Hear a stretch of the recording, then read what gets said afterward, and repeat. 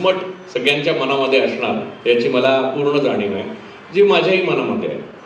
परंतु या कार्यकर्त्यांचं मनोगत ऐकत असताना मला सातत्याने दोन गोष्टी आठवत राहिल्या. ते म्हणजे बाबासाहेब आंबेडकर जेव्हा होते, डॉक्टर बाबासाहेब आंबेडकर यात होते, तेव्हा त्यांना स्वतःला एक गोष्ट सतत जाणवत होती. जरी आता आपण त्यांना घटनाकार वगैरे म्हणतो आणि त्यांनी ज्या पद्धतीने घटना लिहिली, संविधान लिहिलं, त्यामुळे आपण आज ज्या पद्धतीने जगलो ते जगू शकलो. आणि आज संविधान पायदळी उडवणारे सत्तेत आल्यानंतर आपल्या लक्षात येत आहे की त्याचं किती महत्व आहे. तोपर्यंत आपल्याला आपण त्याला गृहीत धरलं होतं की हे संविधान आहे आणि आपण लोकशाहीत जगणार आहोत. तसं होत नाही जर आपण जागरूक नसू तर. हे आता आपल्याला गेल्या 10 वर्षात लक्षात आलं असेल. परंतु मला एक गोष्ट जाणवते की बाबासाहेब आंबेडकरांना आयुष्यभर एक गोष्टीशी संघर्ष करायला लागला, कारण त्यांना 2 गुलामी बरोबर संघर्ष करायचा होता. तो एकतर शासक जे होते, शासकीय पातळीवर जी गुलामी होती ती होतीच, आणि त्याच वेळेला समाजामध्ये जो ब्राह्मणवाद होता त्याच्या विरुद्ध, ब्राह्मणवाद म्हणजे केवळ एका जातीपुरता मर्यादित नव्हता. ब्राह्मणवाद हा वेगवेगळ्या स्वरूपामध्ये या समाजामध्ये हजारो वर्ष अस्तित्वात आहे, आणि त्याच्याशी पण डॉक्टर बाबासाहेब आंबेडकरांना आणि त्यांच्या कार्यकर्त्यांना आणि त्यांच्या पुढच्या कार्यकर्त्यांच्या पिढ्यांना सतत संघर्ष करावा लागला. तो संघर्ष करत असताना बाबासाहेबांच्या समोर एक मोठा अवघड प्रश्न उभा होता. तो म्हणजे सत्तेविरुद्ध जो बंड चाललेला आहे ते पण सांभाळायचा आहे, तो तोल पण सांभाळायचा आहे, आणि हा ब्राह्मणवादाविरुद्धचा संघर्ष आहे त्याचा पण तोल सांभाळायचा. बाबासाहेबांनी ते अत्यंत कुशलतेने केलं. फार थोडे अनुयायी त्यांचे आहेत, त्यांना हे जमलं. आणि आजच्या काळात हे जाणवतं की हा 2 पातळ्यांवरचा संघर्ष आहे तो खूप अत्यंत नाजूक अशा वळणावर येऊन ठेपलेला आहे, आणि अशा वेळेला एक समतोल भूमिकेची गरज आहे. आणि त्या भूमिकेशिवाय आपण यानंतरच्या काळामध्ये संविधान आणि हे आपले लढे जे आहेत सर्व पातळीवरचे ते लढू शकणार नाही असं मला वाटतं. पहिली गोष्ट अशी की आता जो आपला लढा चालू आहे सगळ्यांचा राजकीय दृष्ट्या, तो आणि ब्राह्मणवाद वेगळाच नाही. हा सगळ्यात मोठी समस्या आहे जी हजारो वर्षानंतर आताला परत भोगायला लागली. म्हणजे हजारो वर्षानंतर पहिल्यांदा असं झालंय भारतात की ब्रिटिश शासक आहेत किंवा दुसरे कोणीतरी शासक आहेत आणि आपल्याला एक ब्राह्मणवादांच्या पातळीवर लढावं लागतंय आणि शासकांच्या पातळीवर लढायला लागतंय. असं नाहीये. आज असं आहे की जे ब्राह्मणवादी आहेत ते शासक आहेत आणि त्यांनी आपल्याला गुलाम करण्याचा प्रयत्न केलाय. त्यामुळे संपूर्ण समाजामध्ये संविधानावर विश्वास असणारा किंवा स्वातंत्र्यावर विश्वास असणारा किंवा ज्या लोकांचा जगण्याचा प्रयत्न जो आहे तो पुरोगामी, प्रोग्रेसिव्ह आणि सेक्युलरपणाकडे आहे, त्या सर्वांना आज प्रचंड मोठा धोका निर्माण झालेला आहे. त्यांच्या आयुष्याला, त्यांच्या अस्तित्वाला काही अर्थ या सरकारने ठेवलेला नाही. आणि केवळ सरकार नव्हे तर सरकारमधल्या ज्या ऑक्झिलरी स्ट्रक्चर्स आहेत, म्हणजे ही सत्तेमध्ये जे शासक आलेले आहेत ते एका संघटनेतून आलेले आहेत, राष्ट्रीय स्वयंसेवक संघ. आणि राष्ट्रीय स्वयंसेवक संघ आणि त्यांच्या सहकारी शाखा ज्या आहेत सगळ्या, त्या आता एवढ्या ऑपरेशनल आहेत. आणि हे संपूर्ण ब्राह्मणवादाचं, मनुस्मृतीचं जे भूत आपण 1950 साली गाडलं होतं ते भूत बाहेर काढण्यात आलेलं आहे आणि ते परत आपल्या सगळ्यांच्या मानगुटीवर बसतंय. आणि हे करत असताना आपण जो आता आपले अनेक लढाऊ कार्यकर्ते जे आपल्या पॅन्थरमध्ये होते, कोणी रिपब्लिकन होते, त्या सगळ्यांना एक लढा देत असताना शासन जरी बरोबर नाही असं वाटलं तरी संविधान त्यांच्या रक्षणासाठी होतं, संविधान त्यांच्या काही प्रमाणात बरोबर होतं. 2013 पर्यंत भारतामध्ये लोकशाही अदमासे 73% लोकशाही देश होता आपण. आज आपण केवळ 22% लोकशाही देश उरलेलो आहोत. या वळणावर आपण येऊन पोहोचलेलो असताना आपल्याला हे दोन्ही लढे एकाच वेळेला लढावे लागतात आणि ते एकाच वेळेला अनेक रूप घेऊन आपल्या समोर येतात. ही एक भयानक बाब आहे.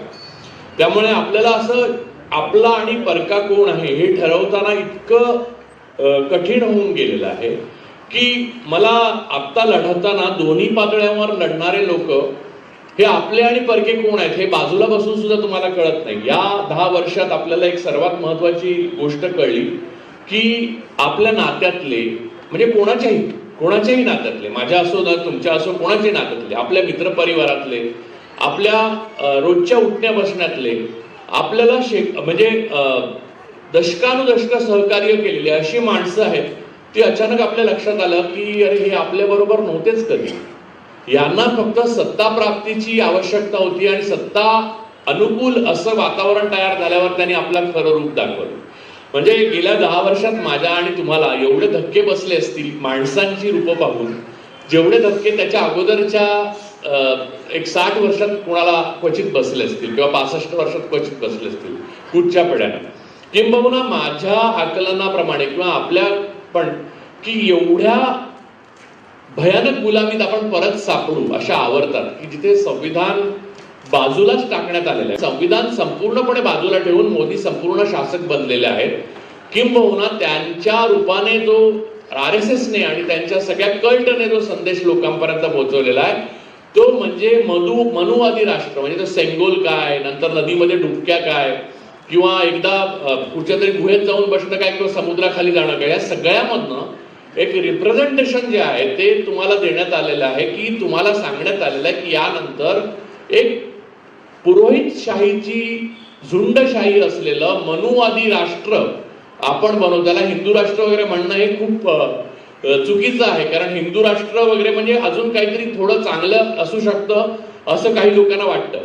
जे धार्मिक आहेत पण अतिरेकी नाहीत ते आज आपल्या बरोबर असले पाहिजेत. त्यामुळे याला एक पुरोहितवादी असं मध्ययुगीन शासन आपल्यावर कायम करण्याची वेळ आलेली आहे आणि ती वेळ आता पुढे येणार आहे असं समजू नका, तर ती ऑलरेडी आलेली आहे. आता कोणतेही इन्स्टिट्यूशन्स डॉक्टर बाबासाहेब आंबेडकर आणि त्यांच्या सहकाऱ्यांनी मिळून किंवा स्वातंत्र्योत्तर काळात जे स्वातंत्र्य सैनिक आपले सत्तेत आले त्यांनी जे स्वप्न पाहिलं त्या अनुसरून कोणतंही राजकारण करत नाही आहेत असं आपल्याला दिसतं. त्यांचं कोणत्याही रूल ऑफ लॉ फॉलो होत नाही, कोणत्याही प्रकारचं कोड ऑफ कंडक्ट फॉलो होत नाही. म्हणजे आता इथे अनेकांची सन्मानपत्र वाचत असताना असं दिसलं की त्यांनी आंदोलनं केली, त्यांनी स्थानिक पातळीवर आंदोलनं केली, त्यांनी शासकीय मशिनरीशी लढा दिला. तुम्ही विचार करा की आज ज्या एवढी असंवेदनशील किंवा संपूर्ण अशा प्रकारच्या लढ्यावर फुली मारलेली शासन संस्था असती तर त्या लढ्या कुठे गेलाच नसता.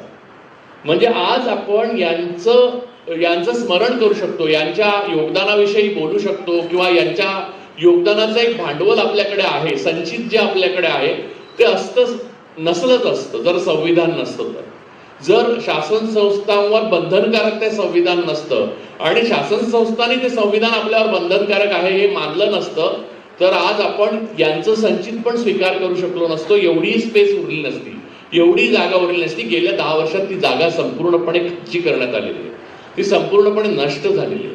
मला वेगळ्या प्रकारचं संविधान जाईल आणि मनुस्मृती येईल हे काय कळत नाही, कारण ऑलरेडी आपल्याकडे मनुस्मृती आलेली आहे आणि संविधान गेलेलं आहे. हे तुम्ही स्वीकारायला तयार असलं पाहिजे हे असं मला वारंवार वाटतं.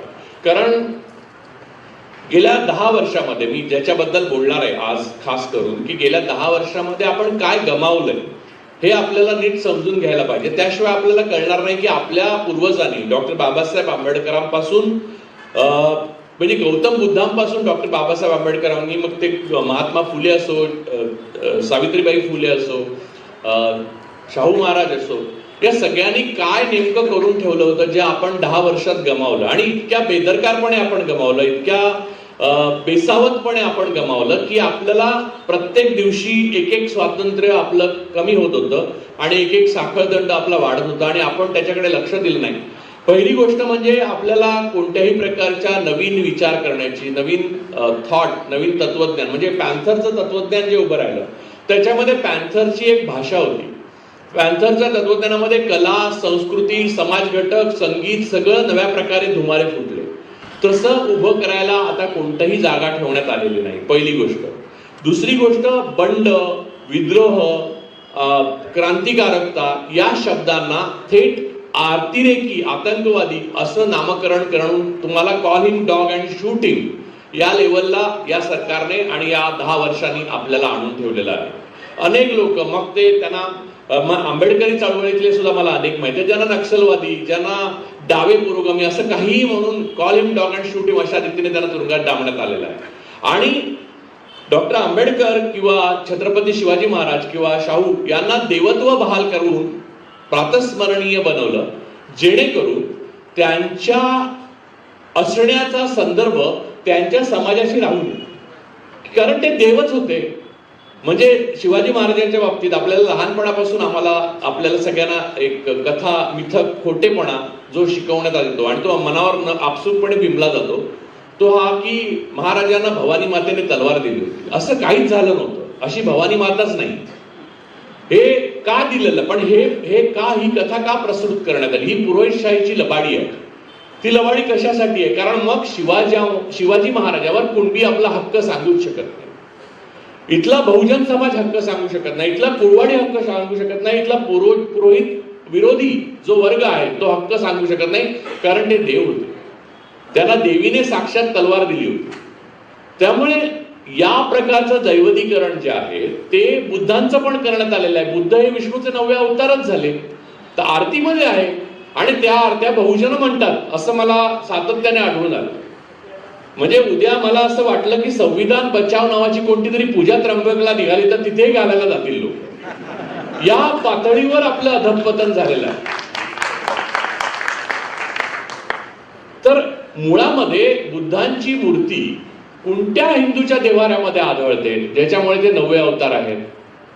बरं, अवतार नावाची गोष्टच भंपक आहे, कारण त्यात माशांपासून ते डुकरांपर्यंत सगळेच अवतार येतात. त्यामुळे ह्या सगळ्या गोष्टी आपल्या मनावर बिंबवत आपण त्या गमावत आलो की आपली लॉजिकल म्हणजे तर्कशक्ती, आपली विचार करण्याची शक्ती, आपली विश्लेषण क्षमता ही सगळी या कथांमधून या स्टोऱ्यांमधून आपण गमावत आलो. आणि मग असं गमावत आपण अशा ठिकाणी आलो की ते शिवाजी महाराजांना भवानी मातेने तलवार दिली, त्याला भवानी तलवार म्हणतात आणि ती इंग्लंडला आहे, लंडनमध्ये. आणि असं नाही की काँग्रेसचं राज्य असताना या गोष्टी प्रसूत होत्या, त्या थांबल्या होत्या. खुद्द अंतुले भवानी तलवारच म्हणत असत. अब्दुल रहमान अंतुले ते चांगले पुरोगामी माणूस होते आणि बुद्धिमान पण होते, पण त्यांना पण ते गतानुगतिक होते. त्या गोष्टीचं इतकं आलं की मोदी लहानपणी मगर पकडत असे इथपर्यंत त्याचं अधःपतन झालं. या कथा इतक्या भयानक निघतील याची कोणाला पुसटशी शंकाही आली नाही, मलाही आली नाही. खरं सांगायचं तर मलाही वाटलं नाही की या पातळीला हे सगळं येऊन ठेपेल.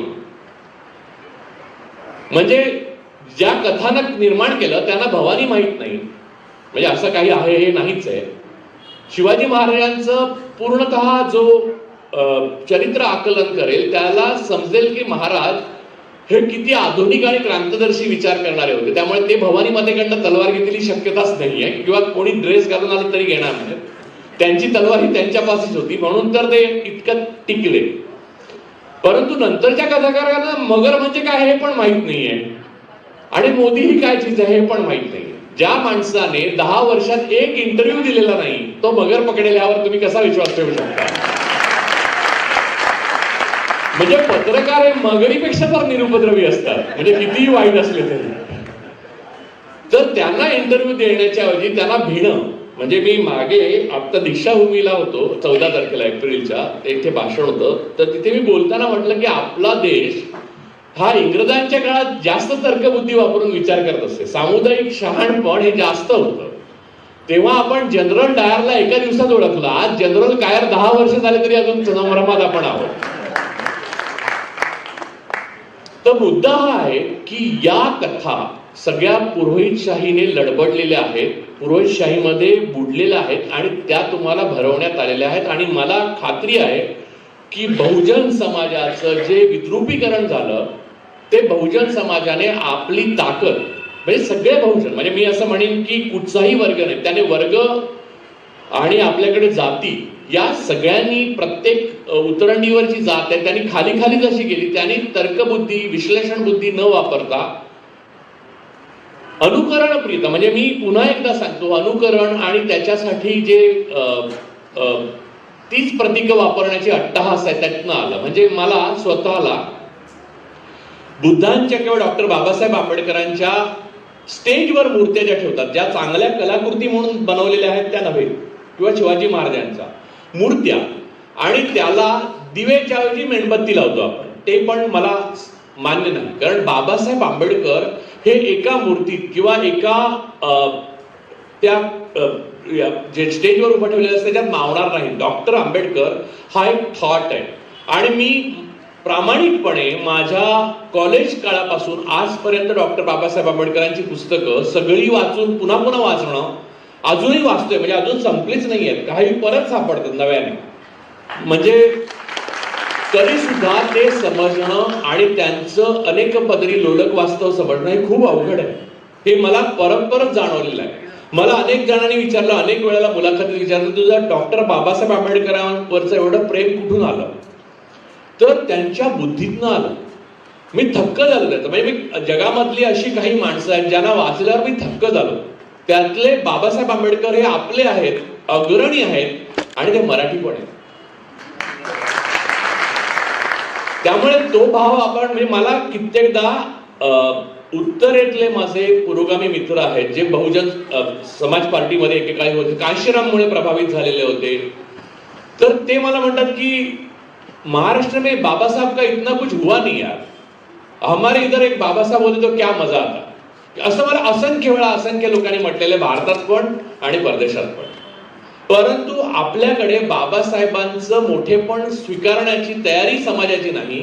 याचं कारण या पुरोहितशाहीच्या ज्या धांदल कथा आहेत त्या आपल्यावर मनावर इतका खोल पगडा आहे की त्यातून कोणीच बाहेर पडलेलं नाही. अगदी बाबासाहेबांचे अनुयायी पण बाहेर पडलेले, फार थोडे बाहेर पडले. त्यांनी लिहून ठेवलेलं आहे. राजा ढालेंसारखा माणूस आहे ज्यांनी लिहिलं.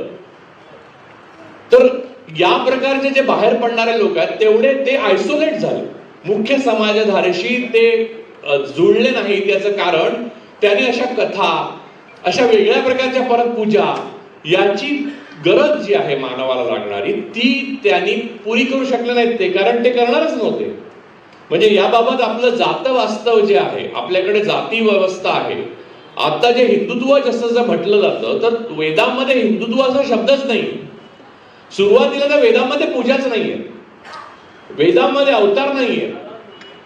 तर वेदांमध्ये जे नाहीये ते आपल्या माथी मारलं. वेद हे, म्हणजे खरं सांगायचं तर हे पुस्तकं जी आहेत, वेद पुराण वगैरे, ज्यांना इथल्या स्थानिक लोकांची, म्हणजे हिंदू असं ज्याला म्हणतात, ते हिंदुत्व हे ब्राह्मणत्व आहे.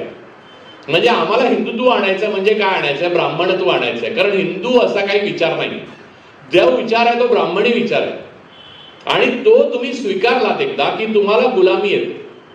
ब्राह्मणवादाला आणि ब्राह्मणांना, म्हणजे ब्राह्मण किती पुरोगामी असो त्याला ब्राह्मणिझम नाकारणं हे खूप सोपं आहे, कारण त्याला काहीच करायचं नाहीये. कारण उरलेल्या मी जर मालक आहे, मी जर शोषक आहे, तर शोषितांची दुःखाबद्दल मला काही विचार न करणं किंवा मी ते सोडून दिलंय. म्हणजे मी असं म्हणण्यासारखं आहे की मी म्हणजे एक शोषक आहे, त्याने असं म्हणण्यासारखं आहे की शोषितांच्या बद्दलचे जे विचार आहे तो सगळा मी सोडून दिलेला आहे. ठीक आहे, तू सोडू शकतो, पण शोषित कसं सोडू शकतात? शोषकाला हे स्वातंत्र्य बहाल झालेलं आहे आणि त्या शोषकाच्या स्वातंत्र्यामध्ये हजारो वर्ष आपण राहिल्यावर परत 10 वर्ष आपण त्याच्यात सापडलो, हे यासारखं दुर्दैव कुठच्या समाजाच्या वाट्याला जगामध्ये आलं नसेल. मला एक महत्वाची गोष्ट याबद्दल म्हणायची की याचे भारवाहक जे आहेत ते परत एकदा सरंजी आमदार आणि बहुजन समाजातलेच लोक आहेत. आणि हे सगळ्यात मोठं भारताचं दुर्दैव आहे, या समाजाचं दुर्दैव आहे, महाराष्ट्राचं तर आहेच आहे. महाराष्ट्राच्या बद्दल बोलायचं झालं तर संयुक्त महाराष्ट्र झाल्यावर बाळा ठाकरेंनी ज्या पद्धतीने शिवसेना पुढे नेली आणि नंतर त्यांनी भाजपचं जे काही इथे कुरण माजवायला आणि त्यांची मैदान मोकळं करायला मदत केली, तो हजारो वर्षाचा क्रांतिकारकांचा, हजारो वर्षाच्या क्रांतिकार्याचा अपमान होता. त्यांनी नाश घडवून आणला, सगळे बहुजन भाजपच्या दावणीला बांधून ठेवले. त्यांनी भाजपच्या, म्हणजे भाजप ही पार्टी नाही आहे, भाजप म्हणजे राष्ट्रीय स्वयंसेवक संघ, राष्ट्रीय स्वयंसेवक संघ म्हणजे ब्राह्मणवाद, आणि ब्राह्मणवाद म्हणजे मूलतः मनुस्मृती, बाकी वेदपुराण वगैरे आलेलेच आहे. यजुर्वेदात तर या धर्माला ब्राह्मण धर्म असंच म्हटलेलं आहे. त्यामुळे ज्यांनी वाचलेलं आहे त्याला तर ठीकच आहे, पण वाचलेलं नाही. आणि मला हे पहिल्यांदा वेद वाचून कळलं नाही, पहिले डॉक्टर बाबासाहेब आंबेडकर वाचल्यावर मला हे कळलं. मला हिंदू धर्माचं सखोल ज्ञान हे डॉक्टर बाबासाहेब आंबेडकरांच्या पर्स्पेक्टिव्ह मधनं पहिल्यांदा झालं. आणि छत्रपती, त्यानंतर मी मागे गेलो आणि पाहिलं की छत्रपती शिवाजी महाराज, राजर्षी शाहू महाराज, महात्मा ज्योतिराव फुले यातले कोणीही हिंदू धर्मासाठी नाही लढलेले. आणि कुठच्या हिंदू धर्मासाठी बहुजन लढतोय आज मला कळत नाहीये. कुठचा हिंदू धर्म धोक्यात आलेला आहे? सगळे जे नोटबंदी नंतर बुडाले, जीएसटी मुळे बुडत आहेत, कोविडच्या लॉकडाऊन मध्ये मेले, नंतर शेतकरी मेले, जवान मेले, आज बलात्कार झालेल्या बायका आहेत 3000, तिकडे दुसरीकडे पैलवानाने बंड केलं, ते सगळे हिंदू आहेत. कोणत्या मुसलमानांनी काय त्रास दिला? बिचारे बादशाह इथे बसले आहेत, त्यांचा आपण सन्मान केला आणि आपल्याला आनंद वाटतो की आपल्या बरोबर एक मुस्लिम माणूस. म्हणजे आता या अपराध बोधाकडे गेले आपलं सगळं वारवर्तन. म्हणजे ज्या लोकांना असं वाटलं की आपल्या बरोबर एक मुस्लिम पण आहे, तर आपल्या बरोबर मुस्लिम आहे तर त्यांचा हक्क आहे. आपल्या एवढ्याच ते वाटेकरी आहेत या देशामध्ये. या देशामध्ये रक्त आणि घाम आपल्या एवढंच घातलाय त्यांनी, किंबहुना त्यांची संख्या कमी असताना त्यांनी जास्त घातलाय. म्हणजे परवा जेव्हा पंतप्रधान घुसपैठे म्हणाले मुस्लिमांना अख्ख्या भारतातल्या, तेव्हा माझ्या एकदम लक्षात आलं की यार साहिर लुधियानवी, मोहम्मद रफी आणि बिस्मिल्ला खान सगळे घुसपैठी येणार आहे. काय अधमता आहे ही या धर्माचीच अधमता आहे. या ब्राह्मण धर्माची हीच अधमता आहे आणि तो बहुजनाने स्वीकारला हे अधिक वाईट झालं. तो नाकारण्याची परंपरा फुले शाहू आंबेडकरांनी महाराष्ट्रात केली होती, ती बाळासाहेब ठाकरेंनी नष्ट केली. त्यांचे वडील प्रबोधनकार ठाकरे यांनी लिहून ठेवलंय सगळं. म्हणजे त्यांनी काय केलंय नाही, अगोदरच्यांनी काय केलंय. बुद्ध मूर्त्या आणि बुद्धांची विहार तोडून सगळी मंदिरं उभी राहिलेली आहेत. खरं तर सणसणीत अशी, कठोर अशी, जोरदार अशी, पोलादी अशी चळवळ उभी असती तर राम मंदिराच्या खाली बुद्धकालीनच अवशेष सापडले असते. पण चळवळ नसल्यामुळे खोटेपणाने ते राम मंदिर उभं करण्यात आलेलं आहे. त्यातले राम हे सुद्धा एकटे उभे आहे.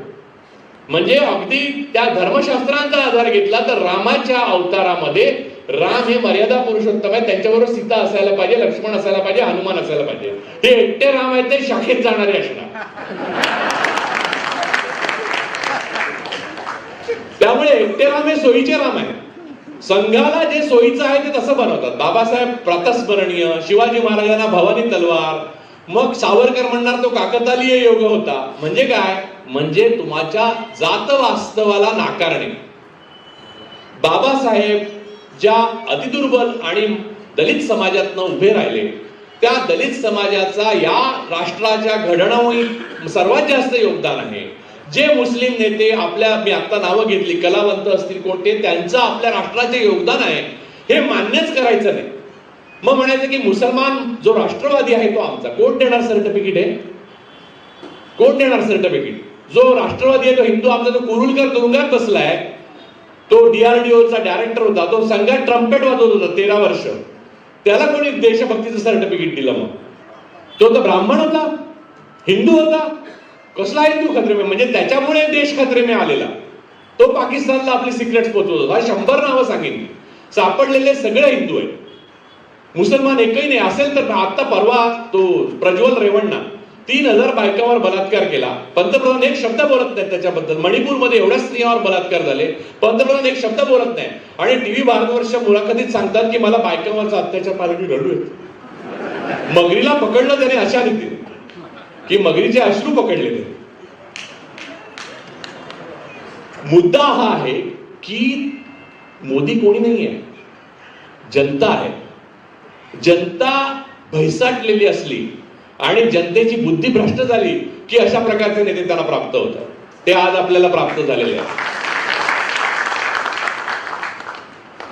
डॉक्टर आंबेडकरांच्या बद्दल, त्यांच्या चळवळीबद्दल मला जो व्यक्तिगत आत्मीयता आणि कळवळ वाटते, त्याचं सगळ्यात मुख्य कारण असं की त्यांनी पुरोहितशाहीला पूर्णपणे उघडं केलं.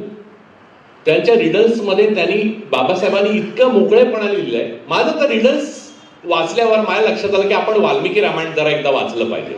रिडल्स राम वाचल्या, वाल्मिकी रामायण वाचल्यावर माझ्या असं लक्षात आलं की ते आज जाहीरपणे नाशकाच्या चौकात वाचून दाखवण्याची स्पर्धा घ्या. मी तुम्हाला पानं काढून देतो, ती वाचली की आपला भ्रमच नष्ट होईल. म्हणजे कुरुंदकर एकदा म्हणाले होते, आपल्याला आपल्या धर्मग्रंथांबद्दल आदर वाटतो कारण आपण ते वाचलेले नसतात. बहुसंख्य ब्राह्मणांनी धर्मग्रंथ न वाचल्यामुळे त्यांना प्रचंड आदर वाटतो आणि तो बहुजनांनाही वाटायला लावतात ते. मग बहुजन सत्यनारायण, माझ्या माहितीमध्ये 26 जानेवारीला सत्यनारायणाची पूजा करण्याचा जो प्रघात झाला, माझ्या लहानपणापासून मी बघत आलेला आहे. 15 ऑगस्ट आणि 26 जानेवारीला सत्यनारायणाच्या पूजा. एक तर सत्यनारायण नावाची काही गोष्टच नाही कुठेच. बरं त्याच्या पूजा कुठं आल्या? बरं ह्या मालिकांमध्ये रोज नवीन देवी प्रयत्न करतात येण्याचा समाजामध्ये. त्यांचे व्रत वैकल्य, त्या कुठच्या गुरुवारच्या व्रत त्याने पैसे मिळणार म्हणे. पैसे मेहनत केल्याशिवाय किंवा चोरी केल्याशिवाय मिळत नाही. या दोनच मार्गाने पैसे मिळू शकतात. एका मार्गाने तुम्ही सगळे मिळवता, दुसऱ्या मार्गाने अडाणी मिळवतो. म्हणजे मगाशी ते बोलता बोलता अडाणी असं नाव म्हणाले तर मला वाटलं अडाणी जनताना म्हणतात ते अडाणी बद्दल काहीतरी बोलतात. एवढा अडाणी मनावर बिंबलेला आहे. एकेकाळी अडाणी हा शाप होता, आजही तो शाप आहे, पण तो आज राज्यकर्त्यांच्या गळ्यातल्या ताईत असलेला शाप आहे. या प्रकारचा भारत निर्माण करावं असं ना नेहरूंना वाटलं होतं, ना गांधींना वाटलं होतं, ना बाबासाहेब आंबेडकरांना वाटलं होतं. डॉक्टर बाबासाहेब आंबेडकर जेव्हा संविधान लिहिलं जात होतं तेव्हा ते आजारी होते. त्यांच्या शरीरात अनेक प्रकारच्या व्याधी होत्या आणि त्यांना त्रास होत होता.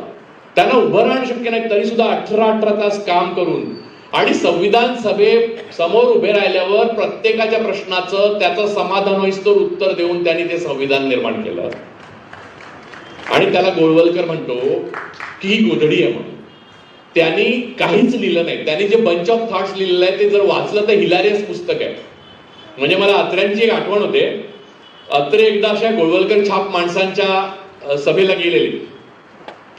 तर ते गोळवलकर छाप एक मनुष्य उभा राहिला, त्याला आता हल्ली प्रतिष्ठा असे सगळे बुवा वगैरे हल्ली टीव्हीवर रोजच दिसतात आणि त्यांच्याकडे लाखो लोक आपली समस्या घेऊन जातात. मुळामध्ये ते गुरु हेच समस्या आहे, लोकांच्या लक्षात येत नाही. सद्गुरू, श्री श्री श्री श्री श्री श्री हे सगळे ही समाजाची खरी समस्या आहे. म्हणजे ते ताप आहेत आणि लोकांना टीबी झालाय असं लक्षात घ्या डोक्याचा. तर तो तापाचं लक्षण जे आहे ते मुळातून काढलं पाहिजे आणि वेगळं टीबीवर उपचार केला पाहिजे. तर त्यांच्याकडेच लोक जातात उलट. म्हणजे आजारी माणसाने विषमज्वर झाल्यावर तापाकडे जावं तसं आहे ते. तर मुळात अत्र्यांची स्टोरी गमतीशीर आहे. तर एक असा धर्म परायण आणि धर्माचा अभिमान असलेला प्राचीन आणि मूळ संस्कृतीचा प्रचंड पाईक असलेलं मनुष्य त्याला संस्कृती रक्षक उभा राहतो आणि अत्रे त्या सभेचे अध्यक्ष म्हणून बोललेले असतात. अत्र्यांचं वैशिष्ट्य होतं कुठच्याही सभेला ते अध्यक्ष म्हणून जायचे, कोणाची असो. तर तो उभा राहतो आणि तो सांगतो की आपल्याकडे काही असं नाही. म्हणजे आज ते मान्य केलंय. म्हणजे मला असं वाटतं की त्या काळात त्याच्या विरुद्ध बोललं गेलं आणि आता मान्य करतो आपण. म्हणजे शेंडी आणि जावळ असताना ती खूप अगोदरची संकल्पना आहे. त्याने असं बोलतो तो की शेंडी आणि अत्र्यांच्या आत्मचरित्रात ते आहे म्हणजे हा प्रसंग आहे. शेंडी आणि जावळ आहे ती अँटिना या आणि उपग्रहाचं जे रिसेप्शन आहे त्याचं प्रतीक आहे. तसं ते बुद्धीमध्ये वरचं सगळा करंट घेतला जातो. तर हे सगळं ऐकतात लोक तिथे चकित होतात की तेव्हा त्याला प्रतिष्ठा नव्हती. नेहरू युगात याला प्रतिष्ठा नव्हती. हे भंपकपणा कथा लोकांना साधारण माहित होतं. आता लोक त्याला निघाल्यावर त्याच्या पाया पडत घरपर्यंत जातील, ती गोष्ट वेगळी. तर ते झाल्यावर अध्यक्षांचं म्हणजे आता श्यामदादा माझ्या नंतर भाषण करणार तेव्हा जसं माझं करणार तसंच ते अध्यक्षांचं भाषण होतं. अत्रे उभे राहतात. अत्रे म्हणतात की आता जे काय बोलले संस्कृती रक्षणाबद्दल त्याच्याबद्दल दुमत असू शकतं, पण ते शेंडी जावळाचं जे बोलले त्याच्यावर माझा 100% विश्वास आहे. तो सगळे अवाक्य अत्र्यांना पण विश्वास, मग कसं काय म्हणजे. तर अत्रे म्हणले की लहानपणी मला शेंडी आणि जावळ होतं आणि त्यात करंट असतो हे मी स्वतः अनुभवलेलं आहे. कारण मी एक दिवशी स्वतः गेलो न्हाव्याकडे आणि ते काढून आलो तर माझ्या वडिलांना धक्का बसला होता आणि त्याने मला एवढं बडवलं की त्यामुळे मला धक्का बसला. त्यामुळे त्याची सामर्थ्य अपरंपार होणार. तर एवढा गचाळ असा समाज आपल्या पुढे होईल असं 60च्या दशकापर्यंत लोकांना वाटत नव्हतं. आणि या प्रकारचा गतानुगतिक आणि दिसेल त्या दगडासमोर हात जोडणारा एक समाज आपण निर्माण केला. आपण लोकसंख्येने वाढत चाललोय. मध्ये त्या महुआ मैत्र होत्या, म्हणजे आहेत त्या एग्ज म्हणाल्या होत्या. तुमच्या उत्साहाचं रहस्य काय, तर एग्ज म्हणाल्या होत्या. तर सेक्स असं कोणीतरी ऐकलं, त्याच्यावर भारतीय जनता पक्षाने कॅम्पेन चालू आहे की त्या सेक्स म्हणाल्या. अरे काय चुकलं, 144 कोटी देश आहे तिथे सेक्स हा शब्द जर कोणी बोलला तर तुम्हाला वाईट वाटतं तर तुम्ही हिपोक्राट आहात, ढोंगी आहात. म्हणजे हे काही दिवसांनी लहान मुलांना शिकवलं जाईल शाळेमध्ये की तुम्ही आकाशातनं पडला, ब्रह्माच्या तोंडातनं ब्राह्मण आला आणि पायातनं दलित आला. असं शिकवलंच जाईल. आणि एव्होल्युशनची थिअरी काढून टाकली एनसीईआरटीच्या पुस्तकात. म्हणजे यात म्हणजे विनोदाचा काहीच भाग नाही. पुढे तुम्हाला गांभीर्य सांगतो मी तुम्हाला आत्ताच. एनसीईआरटीच्या पुस्तकातनं थिअरी ऑफ एव्होल्युशन जी आहे चार्ल्स डार्विनची ती काढून टाकली. म्हणजे पुढचं जेनेटिक इंजिनिअरिंग वगैरे पुढचं तुम्हाला कळायलाच मार्ग नाही मुलांना. मग मुलं म्हणणार की म्हणजे आत्ताच सांगतो, आत्ता फेसबुकवर ते आमच्या पहिल्या परवा अश्विनी म्हणून एक मैत्रीण आहे, त्या फार चांगल्या समतेचा विचार करणाऱ्या व्यक्ती आहेत, धनगर समाजातून आलेल्या आहेत. आणि त्यांनी एक गोष्ट टाकलेली, कुठच्या समाजातून आल्या महत्वाचं नाही, पण इथे मी उल्लेख करण्याचं महत्व असं की ते भले भले जे इथले पुरोहितशाह ब्राह्मण वर्गातले लोक आपल्या म्हणजे या वैचारिक वेडाचाराच्या नादी लागले, तेव्हा त्यांनी लिहिलेली एक पोस्ट लिहिली. त्यांची मुलगी पटकन म्हणाली, ते हिंदीत काहीतरी कोणतरी बोललं, तर ही मुस्लिम भाषा मुसलमानी भाषा बरोबर नाही म्हणली. त्यांना धक्का बसला. त्यांनी पोस्ट फेसबुकवर आहे, अश्विनी कोलेकरांची, तुम्ही टाकून बघा. तर ते नवरा बायकोला दोघांनाही धक्का बसला की त्या सिने जर्नलिस्ट आहेत, तर त्यांना धक्का बसला. त्यामुळे आपल्या घरात असं कधीच बोललं नाही. शाळेमध्ये शिकवलं, शाळेमध्ये गुरुजी बाई वगैरे सांगितलं त्यांना की हे मुसलमान लोक. मग अशाच रीतीने जातीविषयी पण आता व्यवस्थित घेट्टो तयार होणार. आणि हे जे आहे ते देश म्हणून आपण एक संध होण्याकडे चाललेलं आहे, त्याला कायमची खीळ बसण्याकडे जातो. आणि यात घरभेदी सर्वांच्या मध्ये आहे. म्हणजे कुठची एक जात, कुठचाही एक धर्म अपवाद नाही. मुस्लिमांमध्ये पण आरिफ मोहम्मद खान आहे. त्यामुळे या प्रकारचं अधोगती झालेलं जीवन जगताना ज्या प्रकारची घुसमट होते, त्या घुसमटीतून मला वाटतं की तुम्ही सगळे जात असाल, मी तर जातोच.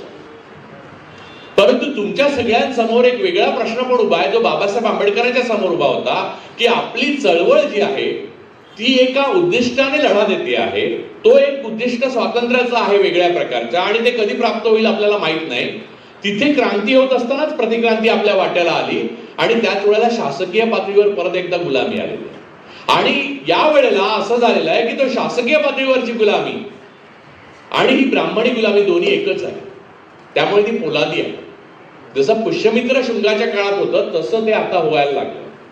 म्हणजे बौद्धांची सगळ्या अस्तित्व खोडून टाकण्यात आलं, तसं हळूहळू सगळं गायब व्हायला लागलं. मला आठवतं की मोदी सत्तेवर आले नव्हते, काँग्रेसात सत्तेवर होती, तेव्हा बाळ ठाकरेंनी 6 लाखांचा वगैरे मोर्चा काढलेला बाबासाहेबांचं रिडल्स पुस्तकाविरुद्ध, बरोबर. म्हणजे महाराष्ट्रामध्ये या प्रकारच्या झुंडशाही आणि पुरोहितशाहीची पायाभरणी जी झाली, त्याच्याकडे आपण अनालिटिकली आणि विश्लेषणात्मक आणि तर्कबुद्धीने पाहिलं नाही. नाहीतर तेव्हाच तो धोका आपल्याला कळला होता. तेव्हा मी लिहिलं होतं, म्हणजे तेव्हा नाही, त्याच्यानंतर 2004 मध्ये लिहिलं, कारण मी तेव्हा लिहिण्याच्या वयाचा नव्हतो. किंवा म्हणजे असं म्हणाल की मी लिहिलं असतं पण छापलं नसतं लोकांनी. कारण वैज्ञानिक क्रांती झाल्यावर तुमचे ब्लॉग्स यायला लागले आणि तुम्ही कुठेही दिसू लागला. तसं नव्हतं. तेव्हा फक्त तळवलकर आणि गडकरी असायचे, आणि गडकरी त्या लिडरच्या आंदोलनाच्या बाजूचे होते, म्हणजे बाळासाहेबांच्या आंदोलनाच्या. आणि तळवलकर तर कोणाला भेटतच नसत. या दोघांचे नंतर मी इंटरव्ह्यू घेतले. पण मुद्दा हा आहे की या सगळ्या धोक्याची जाणीव आपल्या मुलांना, त्यांच्या मुलांना असणं आवश्यक आहे. यातले आपले आणि परके हे जाती व्यवस्थेवर किंवा कुठच्या धर्माच्या आधारावर पण उरलेले नाहीत, हे पण गंभीर आहे. त्यामुळे आपल्याला एकदम पटकन असं पकडता येत नाही.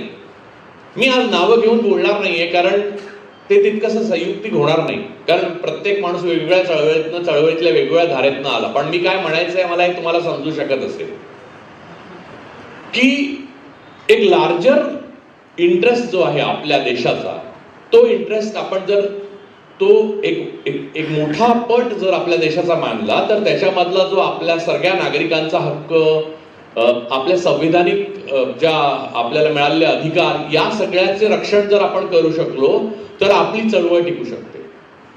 ते वरचं जर नष्ट झालं छप्पर, तर खालचं चळवळ टिकणार नाही, हेही तुम्ही लक्षात घ्या.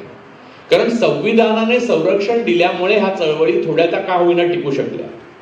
त्या आपल्या मानसिकता आणि आपल्या गतानुगतिक स्वभावामुळे त्या फाटे फुटे पडले, अनेक फाटे फुटले, त्याला त्या वीक झाल्या, दुर्बल झाल्या, क्षीण झाल्या. समाजवादी चळवळी वगैरे तर नष्टच झाल्या. कारण समाजवादी चळवळीने नेहमीच संघाच्या लोकांचा पाया उभारून दिलेला आहे. एक लालू प्रसाद यादव देशामध्ये सोडले तर मला आठवतं की जयप्रकाश नारायणांपासून व्ही.पी. सिंगांपासून सगळ्यांनी कधी ना कधी संघाबरोबर तडजोड केली. मी एकदा लिहिलं होतं तेव्हा खूप समाजवाद्यांना दुःख झालं होतं. आणि मला गंमत वाटते काँग्रेसचं बघा की ब्राह्मणीकरण झाल्यावर काय होतं ते बघा. मी नेहमीच म्हणतो की संघ मनात असतो, मैदानात नसतो. खरा तुम्हाला मैदानात जो दिसतो एवढा संघ नाहीये, मनात आहे. तुम्हाला माहित पण नसेल, तुमच्या बाजूचाच नसलेला मनुष्य संघाचा असतो. आता तर कोर्टात पण जज म्हणून बसतात आणि इलेक्शन कमिशनरला 3 कमिशनर म्हणून पण बसतात, ते वेगळं. पण तुम्हाला माहित नसताना कित्येक संघी तुमच्या बरोबर होते. इथे आमचे अनेक मित्र मी लेट होतोय काका, लेट होतोय मी. झालं 5-10 मिनिटात संपवतो. म्हणजे आता झालं श्यामदादांना बोलायचं. नाही नाही नाही नाही नाही, त्याला काय अनंत काळ चालणार आहे हे तर मोदी जोपर्यंत आहेत तोपर्यंत माझं चालूच राहणार नाही.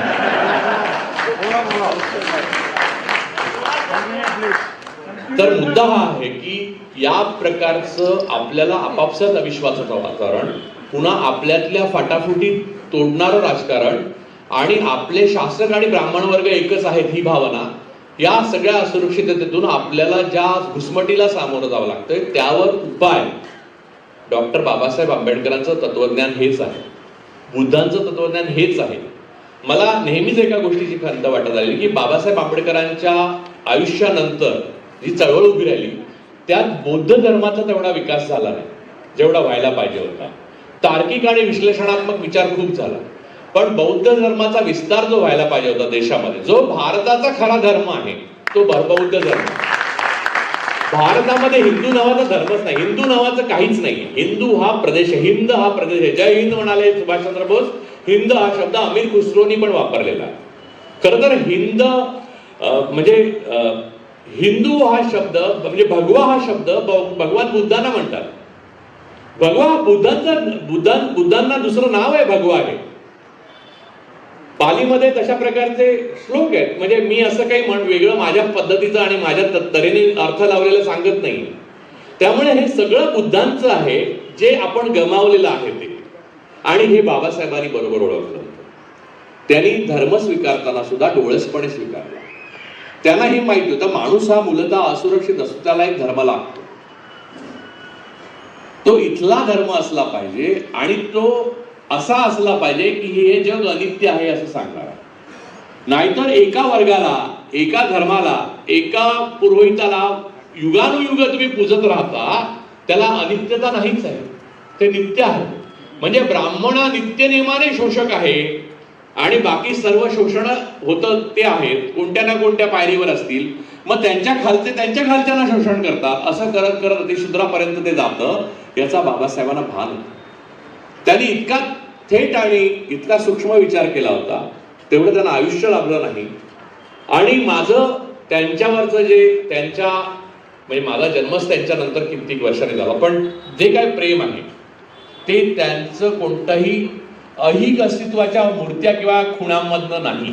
मला बाबासाहेब आंबेडकरांचा फोटो का फार आवडतो, मी तो घरात पण ठेवतो. पण त्यामध्ये बाबासाहेब आंबेडकर असं आहेत असं मी मानत नाही. मी मानतो की बाबासाहेब आंबेडकर म्हणजे बाबासाहेब आंबेडकरांनी जो थॉट दिलेला आहे, बुद्ध म्हणजे बुद्धाने जो विचार दिलेला आहे.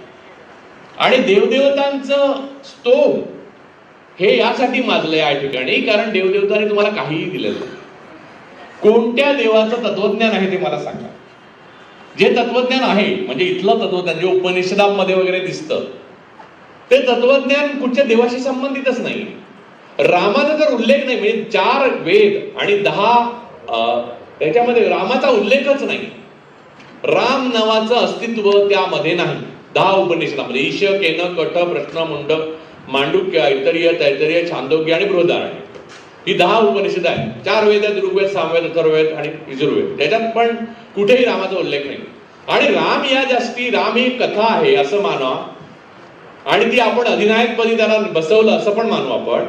जसं आपण जर कुठच्याही गोष्टीला मूर्तीपूजेकडे अखेर येणारच असू तर त्यांचं महत्व काय आहे असं तुम्ही म्हणाल तर त्यांचं महत्व हे आहे की वडील म्हणजे अगोदरचे सत्ता, विरोधी पक्ष म्हणजे भरत, बाहेर जनता हे सगळे रडत असताना की सिंहासनावर बसा असं सांगतात असताना वडिलांनी दिलेल्या वचनाआधी तरी सत्ता त्याग केला. ही त्यांची खरी कथा आहे.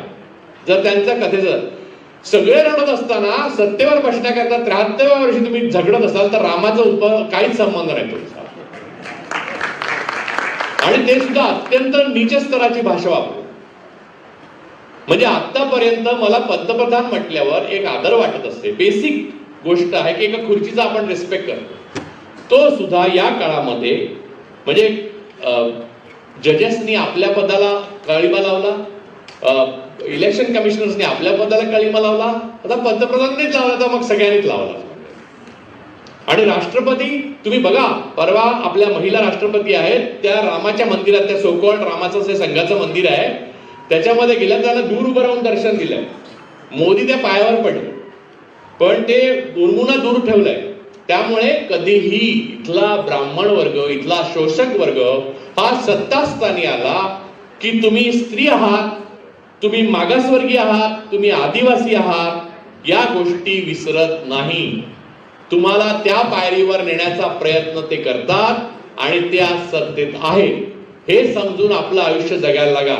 प्रत्येक आयुष्याचा आत्ताचा प्रत्येक दिवस हा मला वजन वाटतो, घुसमटणारा वाटतो, घुसमटवणारा वाटतो, सफोकेटिंग वाटतो. त्याच्यावर मात करावी असं वाटतं आणि त्याच्याशी लढा द्यावा असं वाटतं. तुम्ही पण तो द्यावा. हीच बाबासाहेब आंबेडकरांची शिकवण आहे. आणि या सगळ्या माणसांच्या आयुष्याचा सार असेल तर लढा द्या हीच आहे आणि भिवू नका हीच आहे. त्यामुळे ते सगळं करा.